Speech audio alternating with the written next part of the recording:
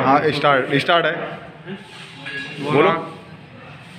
कक्षा 10 विषय इतिहास पाठ 1 का ये दूसरा टॉपिक है क्रांति की क्रांति का राष्ट्रवाद में योगदान। राष्ट्रवाद में योगदान समझने से पहले सबसे पहले हम फ्रांस की क्रांति के बारे में जानकारी देंगे कि फ्रांस की क्रांति 1789 में हुई और उस समय वहां का शासक लुई 16। क्रांति के पश्चात फ्रांस में बहुत सारे सुधार हुए। उन सुधारों में राजनीतिक सुधार, संवैधानिक सुधार। राजनीतिक सुधार के अंतर्गत लुई 16 के शासन को समाप्त करके क्रांतिकारियों ने अपना शासन स्थापित कर लिया। संविधान का निर्माण किया गया और संविधान में सबसे पहली बार कि फ्रांस का एक तिरंगा झंडा बनाया गया। उसके बाद संसद का जो फ्रांस की प्राचीन संसद थी उसका नाम था स्टेटस जनरल।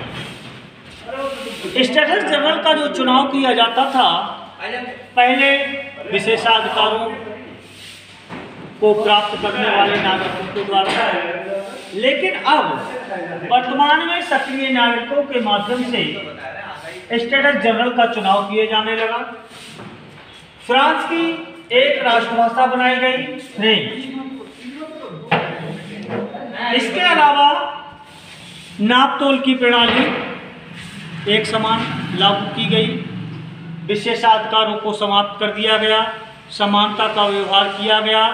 बंधुत्व की भावना का विकास किया गया और इन सब का आगे चलकर ये परिणाम हुआ कि क्रांतिकारियों में से ही एक व्यक्ति जिसे नेपोलियन बोनापार्ट के नाम से जाना जाता है, उसने शासन सत्ता पर अपना अधिकार कर दिया। नेपोलियन बोनापार्ट के द्वारा नागरिक संहिता का निर्माण किया गया 1804 ईस्वी में और इस नागरिक संहिता के अंतर्गत उसने पूरे फ्रांस में एक समान व्यवस्था को लागू किया, समानता को लागू किया, नागरिक अधिकारों को स्वतंत्रता प्रदान की और जो कर्मचारी थे या जो कारीगर थे उन पर जो फ्रांस के शासकों ने प्रतिबंध लगा दिया था उस प्रतिबंध को समाप्त करके और उन्हें पर्याप्त छूट दी जिससे वह अपना कारोबार स्थापित कर सके। इसके अलावा नेपोलियन बोनापार्ट के द्वारा जो सामंतवादी व्यवस्था थी उसको समाप्त कर दिया गया।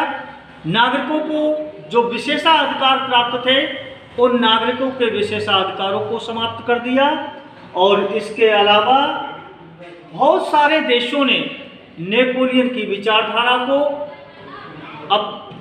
अपनाया और नेपोलियन का भव्य स्वागत किया। लेकिन कुछ समय के बाद नेपोलियन ने जो व्यवस्था लागू की उस व्यवस्था से यूरोप के बहुत सारे देश, पहले तो उन देशों ने इस व्यवस्था को अपनाया जिसमें हॉलैंड था, स्विट्जरलैंड था और बहुत सारे शहर भी थे जिनमें ब्रसेल्स था, मिलान था, मेज था। लेकिन उसकी व्यवस्था से बाद में परेशान होकर लोगों के मन में नेपोलियन बोनापार्ट के खिलाफ विरोध के स्वर उभरने लगे और यही विरोध के कारण बहुत सारे देशों में राष्ट्रवाद का विकास हुआ और इसी राष्ट्रवाद के चलते आगे चलकर जर्मनी और इटली दो ऐसे देश थे जो बिखरे हुए थे। अर्थात इटली और जर्मनी के जो क्षेत्र थे उन क्षेत्रों को बिखरने के कारण और वहां के कुछ लोगों के द्वारा उन क्षेत्रों को इकट्ठा करने के लिए प्रयास प्रारंभ कर दिया गया।